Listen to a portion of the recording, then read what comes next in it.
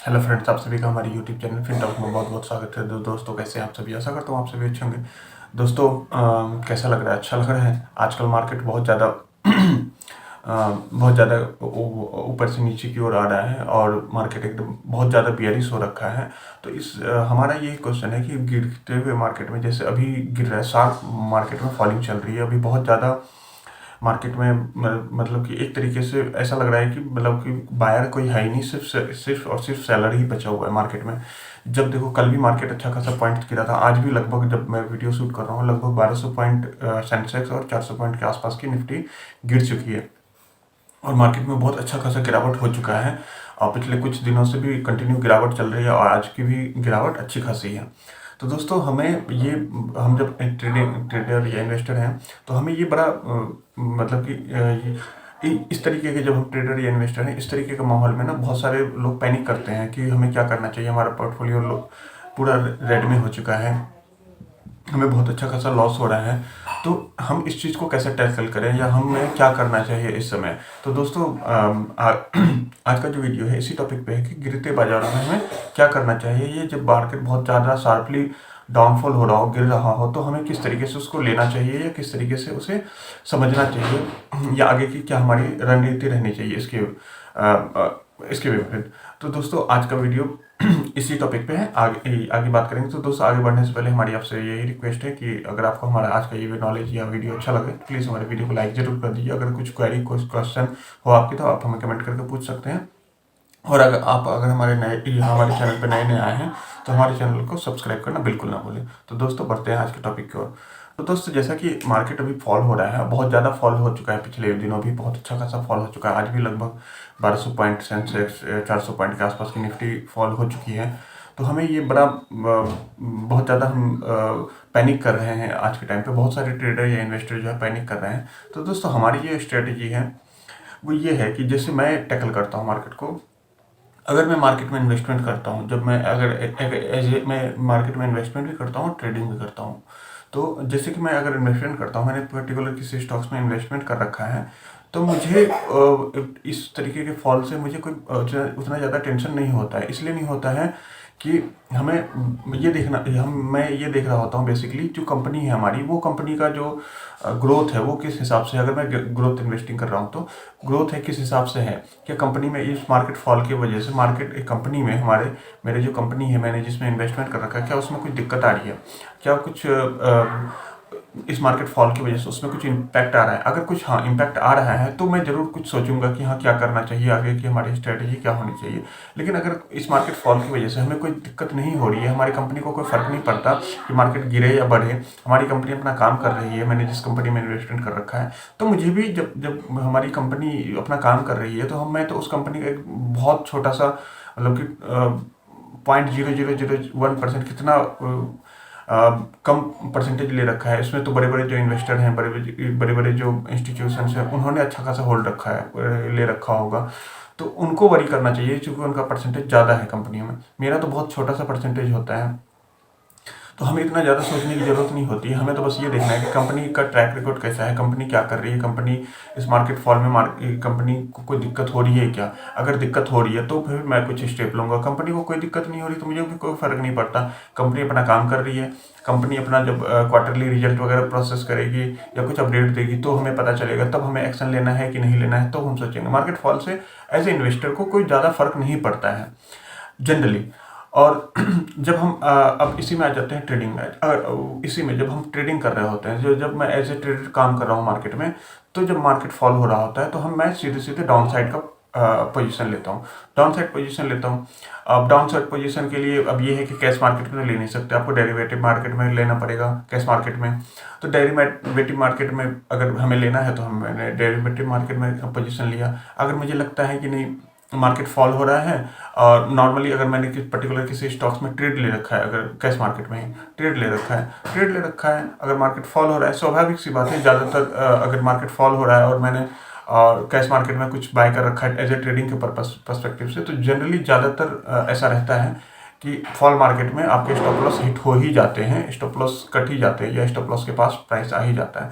तो मैं सीधा सीधा स्टॉप लॉस को फॉलो करता हूँ। मार्केट अगर गिर रही है तो सीधी सी बात है हमारे स्टॉप लॉस ज़्यादा क्वांटिटी में हिट करेंगे। मतलब कि अगर मैंने 5-7 ट्रेड में भी 5-7 स्टॉक्स में भी कुछ पोजीशन बना रखा है तो ज़्यादा संख्या में ये जो है स्टॉप लॉस हिट करने के चांसेस हैं। अगर ये बुल मार्केट रहता तो फिर वो 5-7 की जगह 1-2 में भी शायद हिट करता या नहीं भी करता।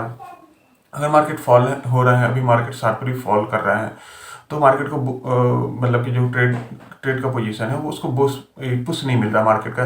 क्योंकि जब भी आप ट्रेडिंग करते हैं तो जनरली मार्केट अगर पुश मिलता है, बाइंग पोजीशन अगर आपकी बाइंग पोजीशन है और मार्केट भी अगर बाइंग पोजीशन में पुश कर रही है तो जनरली ऐसा रहता है कि आपका ट्रेड सही सही चला जाए और अच्छे से चला जाए। और अगर मार्केट आपके अगेंस्ट में काम करता है, आपकी बाय पोजीशन है और मार्केट आपके अगेंस्ट में काम कर रहा है, तो फिर थोड़ा सा टफ होता है आपके स्टॉक्स को भी अच्छा परफॉर्म करना या आपके स्टॉक्स को मतलब कि टेक प्रॉफिट की ओर जाना। तो इस कंडीशन में ये होता है कि अगर मैंने 5-7 ट्रेड ले रखे हैं तो मेरे ज़्यादा संख्या में स्टॉप लॉस हिट हो जाएंगे। अगर मार्केट वही बुलिश होती तो थोड़े से शायद 1-2 हिट होते या ना भी होते। और अगर अब जैसे मार्केट में अगर ये स्टॉप लॉस हिट हो रहा है तो ही हो रहा है, ये पार्ट ऑफ द है, हमारा स्टॉप लॉस हिट हो जाएगा, मैं निकल जाऊंगा। और जनरली जब इस तरीके से मार्केट होता है, अचानक ही मार्केट अगर इस तरीके से कन्वर्ट कर लिया, अभी 2 दिन पहले मान के चलिए बुल मार्केट चल रहा था, 2 दिन के बाद कुछ न्यूज़ आ गई, कुछ भी कोई भी कारण होगा मार्केट उसकी वजह से अगर ये डाउनफॉल हो रहा है और शार्पली डाउनफॉल हो रहा है तो सीधी सी बात है वो स्टॉप लॉस काटेगा। जनरली बहुत लोगों के काटता है स्टॉप लॉस, हमारे भी स्टॉप लॉस काटता है, तो स्टॉप लॉस लेके मैं सीधे सीधे साइड हो जाता हूँ। अब मेरी जब स्टॉप लॉस लेके मैं साइड हो गया तो अब मुझे नया ट्रेड में पोजीशन बनाना है। तो इस तरीके के मार्केट में जनरली मैं नए पोजीशन से बचता हूँ एज ए ट्रेडर बचता हूँ। हाँ, और मार्केट का सेंटीमेंट डाउन साइड का है तो अगर डाउन साइड का सेंटीमेंट है तो फिर मैं डेरिवेटिव में चेक करूंगा कि अगर मुझे वहाँ कोई पोजीशन मिलेगा तो मुझे लगेगा कि हाँ मैं यहाँ कर सकता हूँ तो मैं करूँगा, अगर नहीं लगेगा तो फिर मैं छोड़ दूंगा। उसमें मैं बाइंग पोजीशन के लिए अभी जाऊँगा नहीं जनरली, क्योंकि मार्केट जब जब हम एज ए ट्रेडर हमें यही हमेशा ध्यान में रखना होता है कि हमें मार्केट सेंटिमेंट के हिसाब से ही काम करना है। एज ए ट्रेडर, इन्वेस्टर का अलग कॉन्सेप्ट होता है, एज ए ट्रेडर का अलग कॉन्सेप्ट होता है। तो एज ए ट्रेडर हमें मार्केट के सेंटिमेंट के हिसाब से ही काम करना होता है। अगर सेंटिमेंट अभी नेगेटिव है तो मैं बाय पोजीशन कितना भी स्टॉक्स में ले लूँ तो ज़्यादा से ज़्यादा चांस रहेगा कि वो हमारे स्टॉप लॉस को हिट करता है। हाँ, बहुत ऐसा नहीं है कि ये बहुत सारा 80% 90% ऐसा मतलब कि बहुत ज़्यादा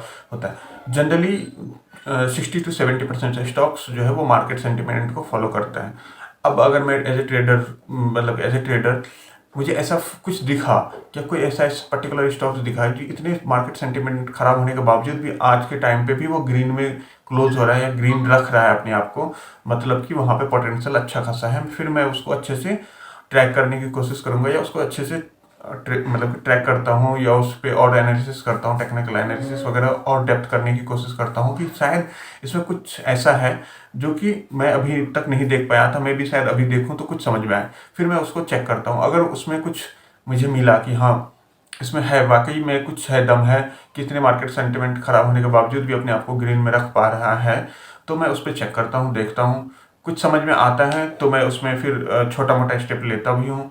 अगर कुछ समझ में नहीं आया कि मे भी शायद हो सकता है कि कुछ हो उसमें लेकिन मुझे नहीं समझ में आ रहा, अगर मुझे समझ में नहीं आएगा तो फिर मैं उस स्टॉक को हाथ नहीं लगाता। अगर मुझे समझ में आ रहा है कि नहीं इसमें कुछ है, पोटेंशियल है, मतलब कि ट्रैक वगैरह करने के बाद मुझे लगता है कि नहीं इसमें कुछ पोटेंशियल है जो कि मार्केट सेंटिमेंट के खराब होने के बावजूद भी अपने आप को बुलिश कर रखा है, तो फिर मैं उसमें अपना पोजीशन, ऐसा नहीं है कि मैं जितना लेना चाहूँ उतना अगर 10 क्वांटिटी लेनी है तो 10 लूँगा, नहीं, मैं 10 लेनी है तो मैं 1 लूँगा, 1 लेकर के फिर चेक करूँगा, देखूँगा 2 दिन 4 दिन 5 दिन 10 दिन देखूँगा उसको, फिर उसके बाद धीरे धीरे अगर मुझे लगेगा कि नहीं मैं सही जा रहा हूँ तो फिर मैं पोजीशन धीरे धीरे बढ़ाता हूँ एज ए ट्रेडर।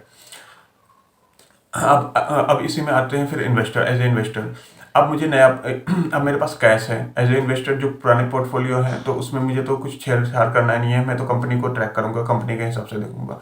अब एज ए इन्वेस्टर जब मैं मेरे पास कैश है, पोजीशन नहीं है पर्टिकुलर किसी स्टॉक्स में, इतना मार्केट खराब हो रखा है, तो मैं इसमें अभी के टाइम पे मैं क्या करूँगा, मैं सीधे चेक करता हूँ कि जो स्टॉक्स को मैं बहुत टाइम से ट्रैक कर रहा हूँ, कंपनी बहुत अच्छी है, बैलेंस शीट बहुत अच्छा है, कंपनी बहुत अच्छा कर रही है, अच्छा ग्रोथ है, बस अगर मैं उसको कभी बाय नहीं कर पा रहा हूँ वो वैल्यूएशन की वजह से, अगर उसकी वैल्यूएशन की वजह से मैं उसको कभी बाय नहीं कर पा रहा था। उसकी वैल्यू मुझे बहुत ज़्यादा लगती थी, कंपनी बहुत अच्छी है लेकिन वैल्यू बहुत ज़्यादा लगती थी, तो मैं उसको अपने वॉच लिस्ट में ऐड करके रखता हूँ। वो हमेशा रखता हूँ, जो अच्छी कंपनी है मैं उसको हमेशा अपने वॉच लिस्ट में रखता हूँ, और सिर्फ वैल्यू खराब होने की वजह से मैं उसको अवॉइड करता हूँ, टेम्पररी अवॉइड करता हूँ। टेम्पररी अवॉइड कर रहा हूँ क्योंकि उसकी वैल्यूएशन मुझे बहुत ज़्यादा हाई लग रही है। मैं उस कंपनी को वॉच लिस्ट में रखूंगा, और इस तरीके के मार्केट क्रैश में अब मैं उस कंपनी को पूरा ट्रैक करने की कोशिश करता हूँ कि क्या अब वैल्यूएशन उसकी फेयर वैल्यू पे आ चुकी है या ठीक ठाक वैल्यू पे आ चुकी है। जहाँ पे मुझे बहुत महंगा लग रहा था वो कंपनी, क्या मुझे अब वो थोड़ा बहुत भी सस्ता लग रहा है।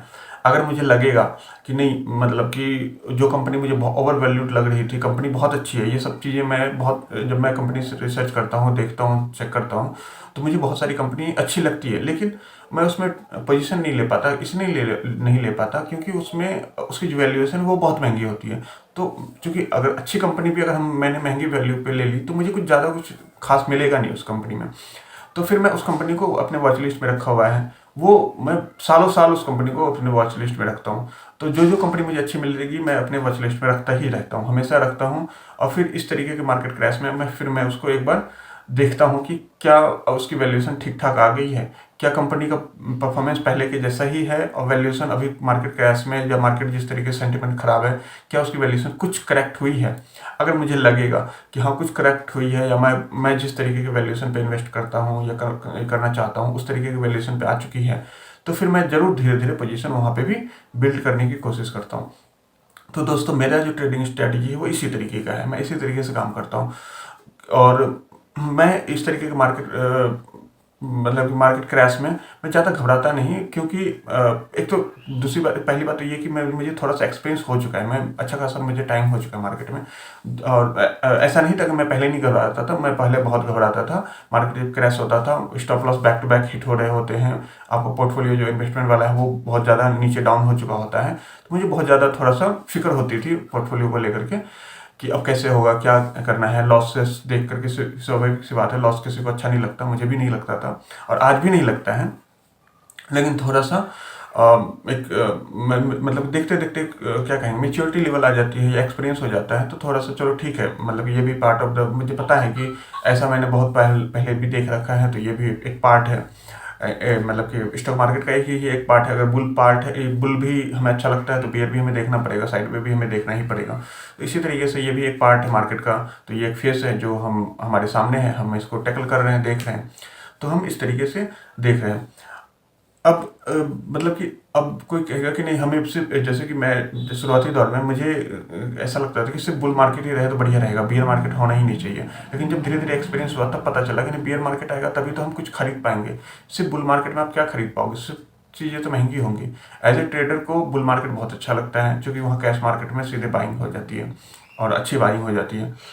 और आपको जब भी उठो, मतलब कि आज बाइंग करी, दूसरे दिन देखा तो आपका पोर्टफोलियो ठीक ठाक रहता है, रिटर्न मिलते रहते हैं। बियर मार्केट रहता है तो यहाँ पर आप नॉर्मली बाय सेल नहीं कर सकते, क्योंकि मार्केट आपका स्टॉप लॉस का खाता रहेगा, तो वहाँ पर प्रॉब्लम होती है। तो अभी के टाइम पे अब नई अपॉर्चुनिटी को देखने का टाइम है। तो मार्केट के हर वे, मतलब कि जब आप इस तरीके से हो जाते हैं, इतने मेच्योर हो जाते हैं कि मार्केट के हर फेस को एक अलग तरीके से एक अलग अपॉर्चुनिटी की तरह देखते हैं, तो आपको मार्केट में कुछ ज़्यादा फर्क नहीं पड़ने वाला। क्योंकि आप जब जैसे कि कोई ट्रेडर है, जनरली मुझे ऐसा लगता है, मैं बहुत बड़ा एक्सपर्ट तो नहीं हूँ, लेकिन मुझे ऐसा लगता है कि बहुत लोग जो है वो इन्वेस्टमेंट भी करते हैं, जो मार्केट में काम करते हैं, जो एक्सपीरियंस्ड हैं, इन्वेस्टमेंट भी करते हैं, ट्रेडिंग भी करते हैं, शॉर्ट टर्म ट्रेडिंग भी करते हैं, इंट्राडे भी बहुत लोग करते हैं, डेरिवेटिव भी करते हैं। तो बहुत तरीके के सेगमेंट है, बहुत तरीके के लोग ट्रेडिंग करते हैं, बहुत तरीके के ट्रेडिंग स्टाइल है मार्केट में। तो उसी तरीके से इस तरीके का जब मार्केट है, तो हमारा अगर इंट्राडे बंद होता है तो स्विंग शुरू हो जाता है, स्विंग बंद होता है तो लॉन्ग टर्म शुरू हो जाता है, लॉन्ग टर्म शुरू होता है तो शॉर्ट टर्म शुरू हो जाता है। तो इसी तरीके से चलता रहता है। कभी कोई अपॉर्चुनिटी आती है किसी तरीके का, आज इंट्राडे का मार्केट है तो आज लॉन्ग टर्म के लिए स्टॉक्स बाय करने का मार्केट है, तो आज स्विंग का मार्केट है, तो आज इस महीने शॉर्ट टर्म स्विंग की मार्केट है। तो इसी तरीके से चलता रहता है। अभी ये स्टॉक्स में खरीदारी का टाइम चल रहा है, तो आज ये स्टॉक्स में खरीदारी का टाइम चल रहा है। आज मतलब कि डेट फंड वगैरह में SIP करने का टाइम है। तो इसी तरीके से मतलब कि मार्केट जो है एक साइकिल में चलता रहता है, कभी कुछ कभी कुछ कभी कुछ चलता ही रहता है। तो इसी तरीके से दोस्तों मार्केट एक सर्कल में चलता रहता है, सॉरी साइकिल में चलता रहता है, और हमें बस उस साइकिल को जज करके अपने हिसाब से इन्वेस्टमेंट करना है, ट्रेडिंग करना है, बस इसी तरीके से चलता है। तो ज़्यादा मार्केट जैसे अभी पैनिक हो रहा है, तो हमें बहुत ज़्यादा पैनिक करने की ज़रूरत नहीं है। मार्केट फॉल हो रहा है, हो रहा है, हो रहा है, ठीक है, ये एक मार्केट का पार्ट है। हमें बस उसी हिसाब से, मार्केट के हिसाब से अपनी स्ट्रैटेजी है वो चेंज करनी है। वो कहते हैं ना कि मार्केट मतलब समय है, समय के हिसाब से आपको चेंज होना होता है। तो ये तो वो तो समय एक लंबे टर्म में यूज़ किया जाता है, बट हमें यहाँ पे जैसे मार्केट के हिसाब से साइकिल पे भी देख लें तो समय के हिसाब से हमें बस मतलब जिस तरीके का जो फेस चल रहा है हमें उस फेस के हिसाब से अपने आप को कन्वर्ट कर लेना है, बस और कुछ भी नहीं करना। तो इसी तरीके से अगर आप अपने आप को कन्वर्ट कर पाते हैं, अपने आप को टैकल कर पाते हैं, तो आपको बहुत ज़्यादा कुछ फ़र्क नहीं पड़ेगा। तो दोस्तों आई होप कि आपको जो भी मैं नॉलेज देना चाह रहा हूँ, जो भी बताना चाह रहा हूँ, आपको समझ में आया होगा। और अगर आपको हमारा ये नॉलेज या मतलब कि जो भी जानकारी है वो अच्छा लगा तो प्लीज़ हमारे वीडियो को लाइक ज़रूर कर दीजिए। और कुछ क्वेश्चन क्वेरी कुछ हो तो आप हमें कमेंट करके पूछ लीजिएगा, मैं उसको आंसर करने की पूरी पूरी कोशिश करूँगा। और हाँ, आपसे हमारी यही रिक्वेस्ट है कि अगर आप हमारे चैनल पर नए हैं तो हमारे चैनल को सब्सक्राइब कर लीजिए, जिससे कि मैं थोड़ा मोटिवेट होता हूँ। मतलब कि मार्केट में तो चलिए ठीक है, एक तरह एक्सपीरियंस हो चुका है, काम कर रहा हूँ। यूट्यूब पे भी कोशिश कर रहा हूँ कि मैं भी आपके साथ में जुड़ा रहूँ, कुछ ना कुछ नॉलेज देता रहूँ। और मतलब कि अगर आपको हमारा ये कंटेंट अच्छा लग रहा होगा तो आप सब्सक्राइब करेंगे, हमारे वीडियो को लाइक करेंगे, हमारा वीडियो प्रमोट होगा तो थोड़ा सा मैं कॉन्फिडेंट होऊंगा, तो और अच्छी अच्छी नॉलेज देने की कोशिश करूँगा। तो दोस्तों बस आज के लिए बस इतना ही, मिलते हैं नेक्स्ट किसी वीडियो में, तब तक के लिए बाय बाय।